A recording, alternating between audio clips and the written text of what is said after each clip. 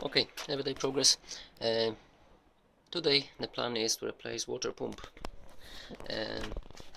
The surface around is nice and clean.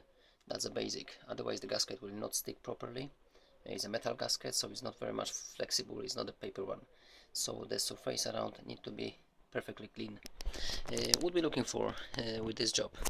Of course, the water pump, the gasket which comes with, and the extra seal, which might be useful if we want to add a little silicone between gasket and surface, but it must be really thin layer. It can come inside or goes to contact with the thread, so very little if we want to use. That's the flexible one. Golden from Hermetite, which is not hardening. High temperature, perfectly for coolant, oil, etc. So that's the good story. What we're looking for: the bolts, thread locker for bolts.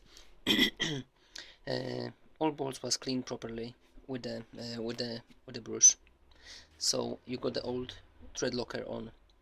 In my case, it was the yellow one, so was cleaned perfectly. So it's nice and black on the bolts. There is no remaining thread locker, which is important. And the second thing is the thread inside. For this particular car, what we got here is an 8 by, the thread for the bolts is 8 by 1.25.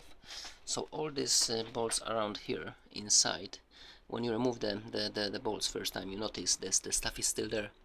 So we need to clean this thread inside with the tapper. So I will say very delicate screw inside. Now it's okay, I can do it by fingers.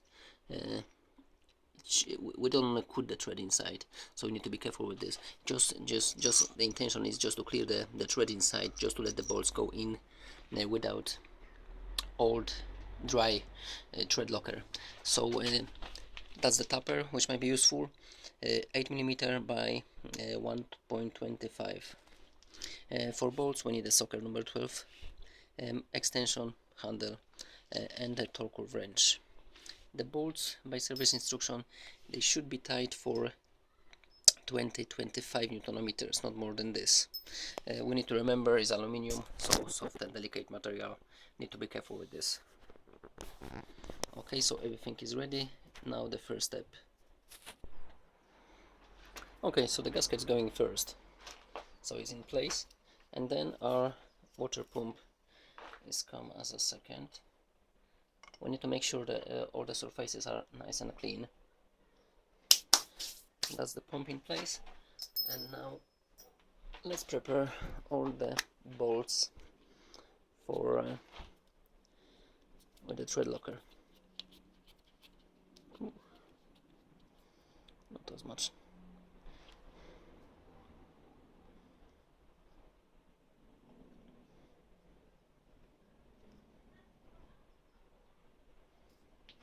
Okay, we got the two long bolts and two short one.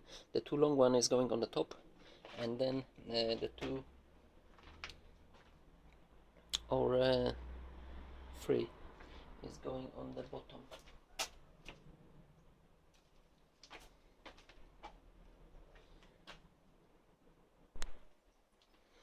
Okay, so we're going with all the bolts around.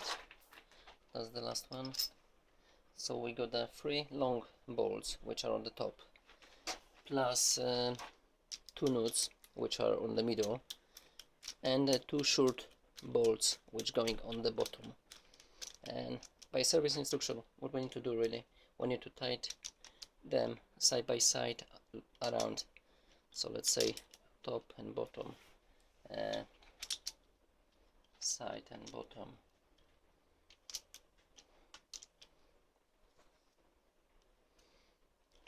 So that's the direction. We can try to tie them first with the just with the 10 Newton-meters.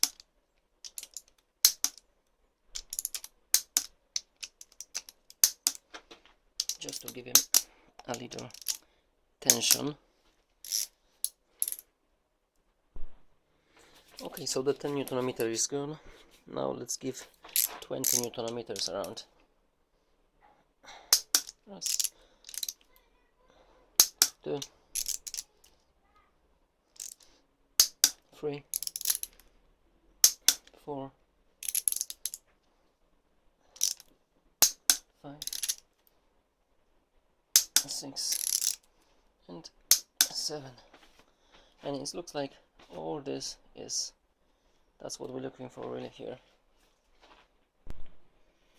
Okay, so are tied properly.